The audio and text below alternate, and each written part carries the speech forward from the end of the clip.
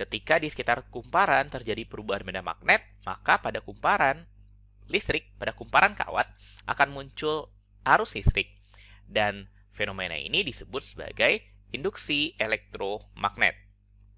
Jadi, induksi elektromagnet secara sederhana bisa kita artikan sebagai listrik yang dihasilkan dari perubahan medan magnet. Nah, untuk membuktikan ini, kita hanya butuh dua hal yang utama. Yang pertama, kumparan, berupa kawat yang dililitkan, yang dihubungkan ke sebuah alat listrik. Kalau di sini alat listriknya kita menggunakan lampu. Terus kemudian sebuah magnet. Nah, untuk menghasilkan listrik pada penghantar ini, pada kawat ini, kita hanya perlu menggerak-gerakkan magnetnya di dalam kumparan. Setiap magnetnya bergerak di dalam kumparan, maka lampunya akan menyala. Maka akan ada arus listrik yang mengalir pada penghantar ini. Semakin cepat kita menggerakkan magnetnya, maka listriknya juga akan semakin banyak yang dihasilkan. Ketika dia diam, hanya kita letakkan di dalam saja tanpa bergerak, maka listriknya tidak akan muncul. Hal ini bisa kita buktikan dengan sebuah percobaan sederhana. Percobaannya ya mirip dengan apa yang kita lakukan di sini, dengan apa yang digambarkan di sini. Bedanya kita tidak menggunakan lampu, tapi kita menggunakan sebuah alat pengukur tegangan dan arus listrik yang disebut sebagai basic meter. Silahkan tonton video percobaannya.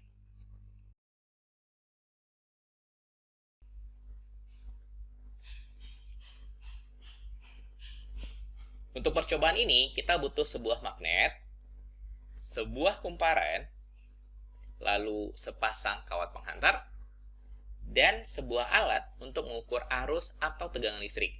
Ini disebut sebagai basic meter, bisa digunakan buat mengukur tegangan atau arus listrik. Nah, yang pertama, kita harus rangkai dulu alat-alatnya. Nah, ini alat-alat yang udah kita rangkai. Jika magnet kita gerak-gerakkan di dalam kumparan, maka akan terlihat jarum pada basic meter akan bergerak-gerak. Baik kutub selatan ataupun kutub utara yang kita masukkan, jarumnya juga bergerak. Nah, gerakan jarum pada basic meter ini menunjukkan kalau pada kawat penghantar terdapat arus listrik.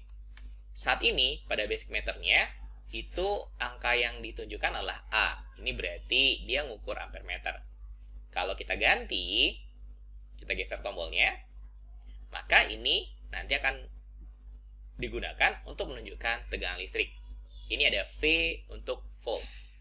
Sama seperti tadi, jika magnetnya kita gerakkan di dalam kumparan, jarum pada basic meter juga akan bergerak.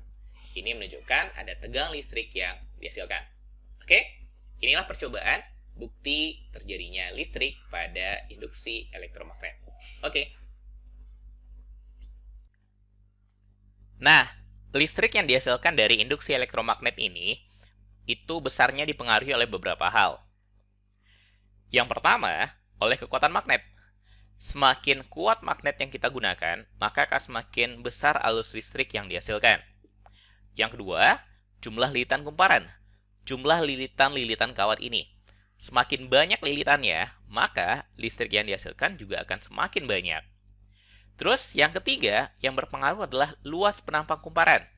Luas penampang itu ya luas lingkaran masing-masing lilitan ini. Ini kan lilitannya melingkar-melingkar. Nah, jumlah lingkarannya, luas lingkarannya, ketika makin luas, maka listrik yang dihasilkan juga akan semakin besar. Dan yang terakhir, kecepatan gerak. Kecepatan gerak magnet di dalam kumparannya. Atau bisa saja kita balik. Kumparan yang bergerak di medan magnet itu juga dapat menghasilkan listrik. Semakin besar kecepatannya, semakin cepat gerakannya, maka listrik yang dihasilkan juga akan semakin besar. Ada beberapa alat yang menggunakan prinsip induksi elektromagnet. Yang pertama ada yang namanya generator, yang kedua ada dinamo, dan yang ketiga ada transformator.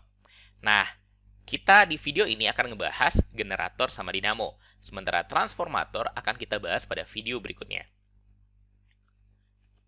Apa itu generator dan dinamo? Generator sama dinamo ini adalah alat yang mengubah energi gerak, energi kinetik, menjadi energi listrik. Energi geraknya itu ya berupa gerakan magnet di dalam kumparan tadi, atau boleh juga gerakan kumparan di dalam medan magnet. Generator ataupun dinamo nanti kita bagi dua jenis. Yang pertama ada namanya generator AC. AC ini bukan berarti AC air conditioner pendingin udara, tapi AC ini adalah kependekan dari alternating current. Oke, kalau bahasa fisikanya listrik arus bolak-balik.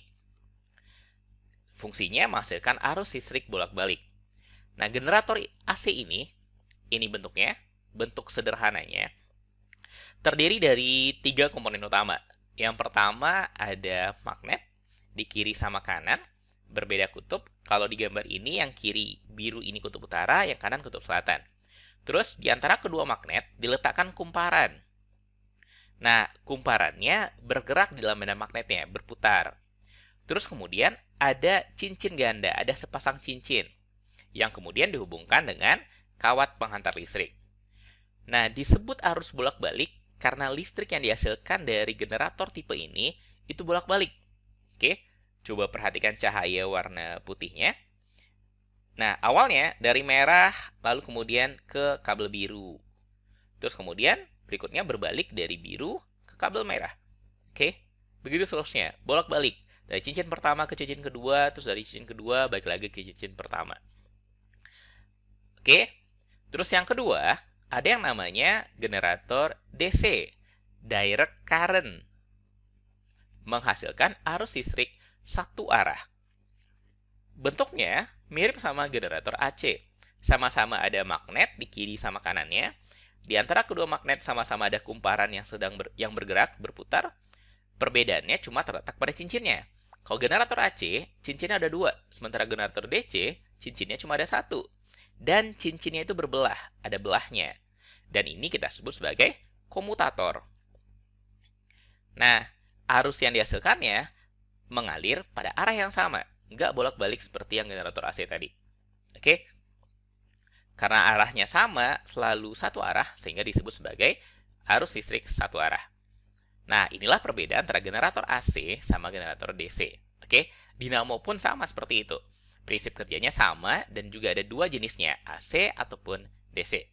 Terus, apa sebenarnya beda generator sama dinamo? Secara prinsip kerja, dua-duanya sama. Perbedaan utamanya itu sebenarnya hanya terletak pada ukuran.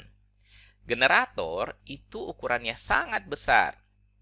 Oke, umumnya digunakan pada pembangkit-pembangkit listrik.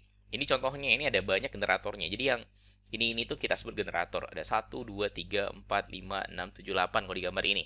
Oke, ukurannya sangat besar. Atau yang paling kecilnya itu genset. Dalam sehari-hari kita nyebutnya genset. Generator kecil yang biasa digunakan untuk menyalakan listrik di rumah. Sementara dinamo itu ukurannya kecil. Ini contohnya. Ini dinamo yang digunakan untuk menyalakan lampu pada sepeda. Oke. Ada bagian pada dinamo yang bersentuhan langsung dengan ban sepeda, sehingga ketika sepedanya berputar, ketika roda sepeda berputar, maka bagian dinamo ini juga akan memutar magnet ataupun kumparan yang berada yang di dalamnya. Ketika dia berputar, lampu akan menyala. Oke? Nah, sekarang kita bahas tentang pembangkit listrik tenaga air. Di awal video ini, Kak udah ngasih tahu jika rumah belajar Kamil terletak di kota Solok, Sumatera Barat. Dan 15 km ke arah barat laut terdapat sebuah danau yang namanya Danau Singkara. Dan air di danau ini salah satunya dimanfaatkan untuk sumber energi pembangkit listrik tenaga air. Di bagian barat Danau Singkarak, di sebelah baratnya terdapat perbukitan yang disebut sebagai Bukit Barisan. Dan di belakangnya ada kabupaten yang namanya Padang Pariaman. Kabupaten Padang Pariaman ini terletak di pinggir laut. Sejak tahun 1992, pemerintah membangun sebuah terowongan air dari Danau Singkarak menembus Bukit Barisan hingga ke Kabupaten Padang Pariaman. Panjangnya kira-kira 19 km. Dibangun sejak 1992 dan benar-benar selesai dioperasikan pada tahun 1998. Nah, di ujung terowongannya diletakkan turbin dan generator pada sebuah power plant pembangkit listrik. Ada turbin dan generator. turbin ini kalau bahasa sehari-hari kitanya kincir. Jadi air yang mengalir di dalam terowongan yang berasal dari Danau Singkarak akan mengalir dengan sangat deras dan di ujungnya ini akan memutar turbin. Dan ketika turbinnya berputar, maka generatornya juga ikut berputar. Karena turbin dan generator dihubungkan oleh sebuah sumbu yang sama. Kumparan di dalam generator akan berputar sehingga nanti akan dihasilkan listrik. Nah, listrik yang dihasilkan oleh PLTA ini dikirim ke berbagai daerah di Sumatera Barat, bahkan ke provinsi-provinsi tetangga. Oke? Jadi, seperti inilah cara kerja PLTA. PLTA yang lain juga punya prinsip yang sama, tapi mungkin nggak pakai terowongan air seperti ini. Oke? Jadi, air pada PLTA berfungsi untuk memutar turbin. Ketika turbinnya berputar, generatornya juga ikut berputar, sehingga nanti dihasilkan listrik. Oke? Mudah-mudahan paham dengan prinsip kerja PLTA. Oke? Sekarang, untuk berikutnya, kita akan belajar transformator. Kita akan bahas ini pada video berikutnya. Transformator ini adalah alat yang berguna untuk mengubah tegangan listrik, menaikkan atau menurunkan tegangan listrik. Oke, kita cukupkan dulu video kali ini. Mudah-mudahan paham dengan apa yang telah Kak sampaikan. Alhamdulillah. Assalamualaikum warahmatullahi wabarakatuh.